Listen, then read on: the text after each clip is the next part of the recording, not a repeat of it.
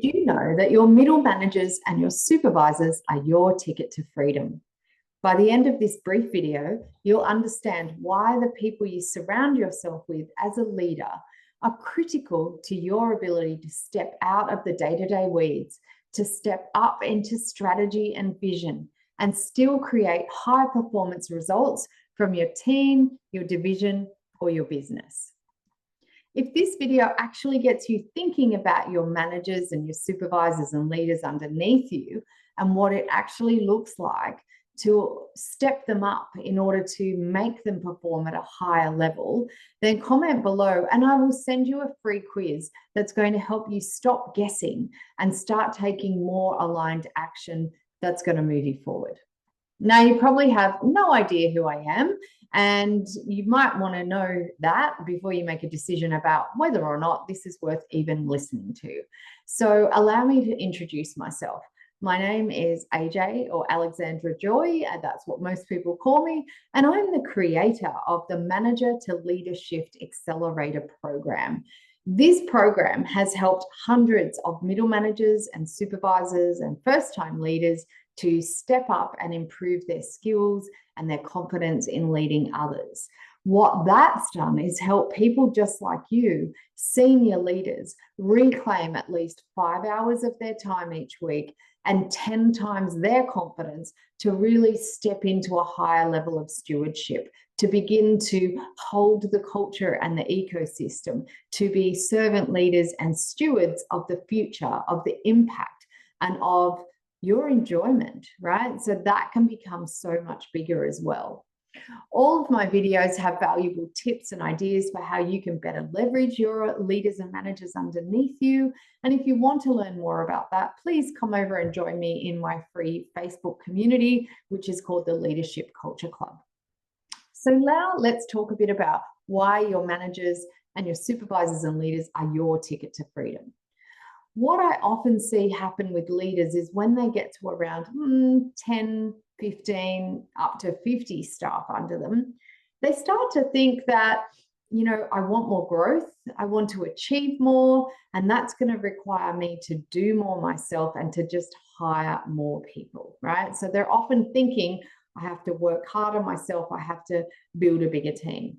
And whilst that's not exactly wrong, you do need skilled workers, right? You need to leverage the time and energy of others and their expertise.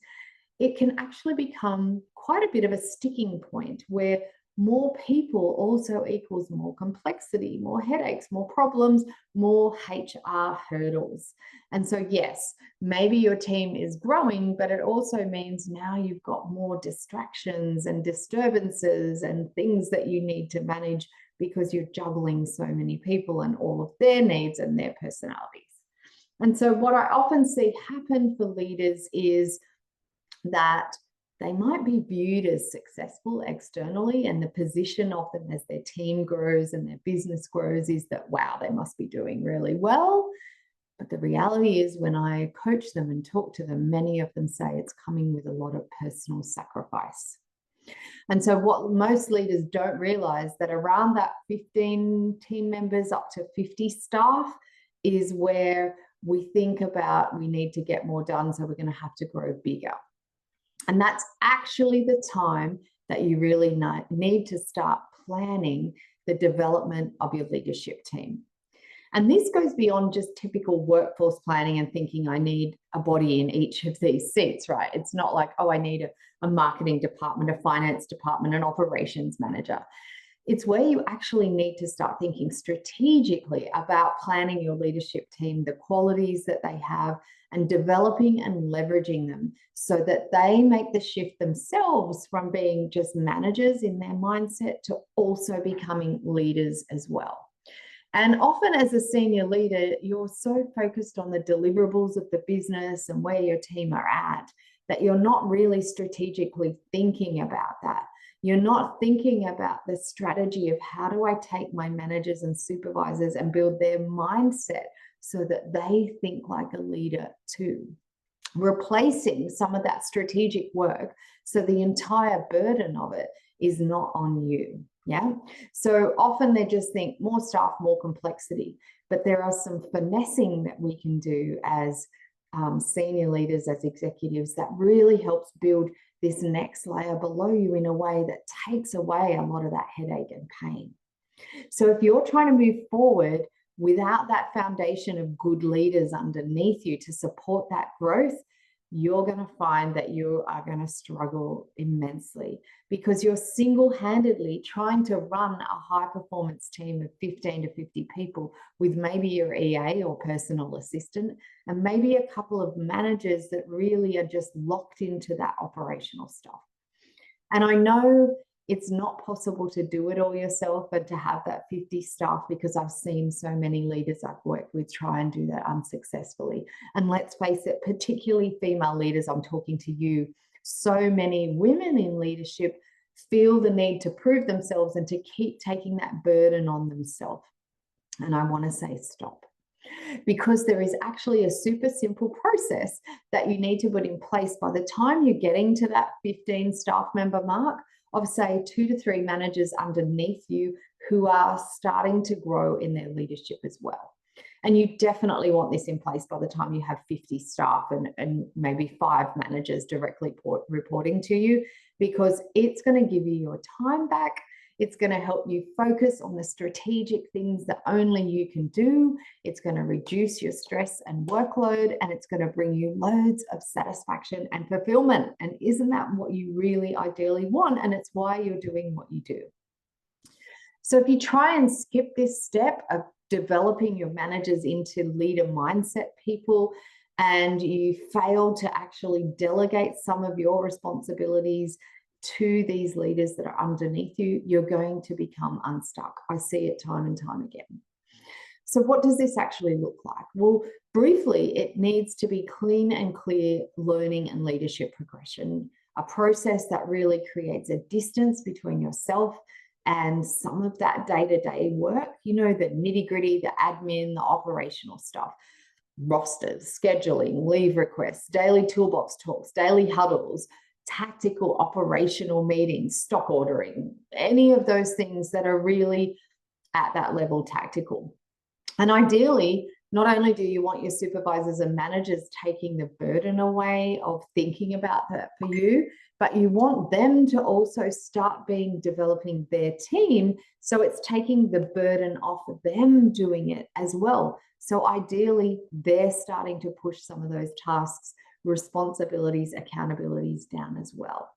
So this often happens around that 15 to 30 staff member mark, you know, and when you do this right and you do it in a really systematic way, what you'll find is you can start to pull back from being across all of that and keeping it all in your mind and thinking, has that report been done? Are those people looking after that?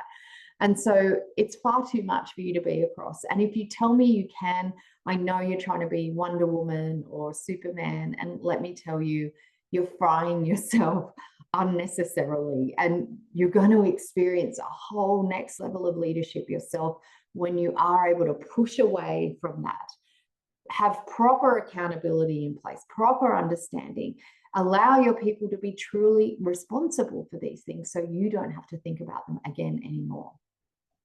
And then when you get to, say, 30 to 50 staff, the next thing for you to do and the focus you want there is to really up-level those supervisors and managers to develop their competency, their confidence, and their credibility.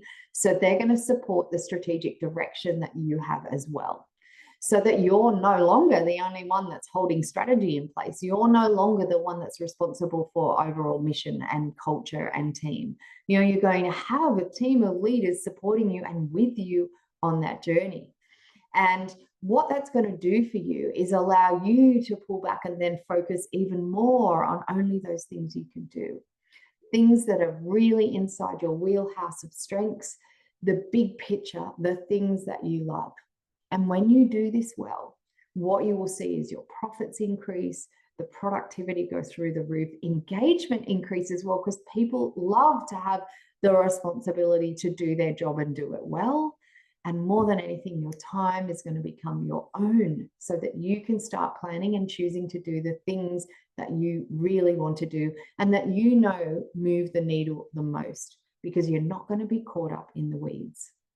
And so if this is something you're struggling with, you're working more than you want to, you're not feeling supported fully, and you're getting stuck in that niggly day-to-day problem solving, troubleshooting stuff, then this is the next step that you need to think about. You need to find, develop, leverage, surround yourself with leaders, with a leadership team, not a management team, a leadership team. And these are going to be your ticket to freedom and success and satisfaction and all those things that you've been looking for.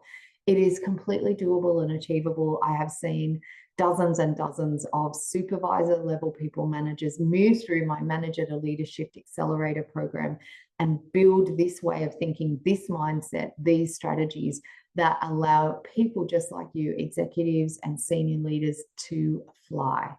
I'd love to talk more. Take the quiz, reach out, let's book a call or chat some more. I am here to support you and your freedom.